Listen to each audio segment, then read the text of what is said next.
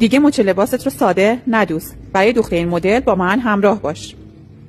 روی دولای بسته آستین به اندازه 8 سانتی متر میریم بالا، 3 سانتی متر میریم جلو و هم وصل می‌کنیم، برش می‌زنیم که به این صورت یه حالت هشتی به دست میاد.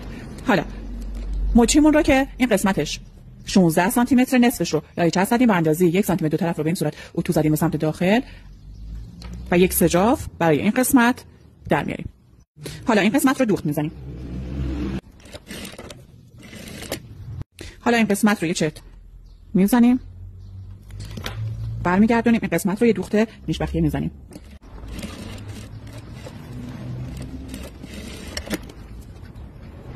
خب سجاف رو برگردونیم، اتو زدیم، با زام فیکس این قسمت ها رو فیکس کردیم. میتونید یه دوخت رودوزی هم روش انجام بدید با پای دوخت 3 سانتی متر.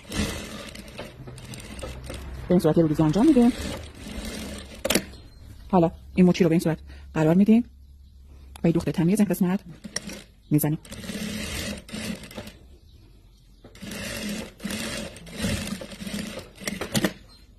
حالا این قسمت وسط رو به این صورت چین میدیم و قسمت وسط رو زیر پای قرار میدیم و یه دوخت میزنیم به این صورت. حالا با بندینکی که از قبل آماده کرده بودیم روی این دوخت رو به این صورت کاور میکنیم. اضافه هم قیچی میخوره، به این صورت در آستین دوخته میشه و به لباس وصل میشه.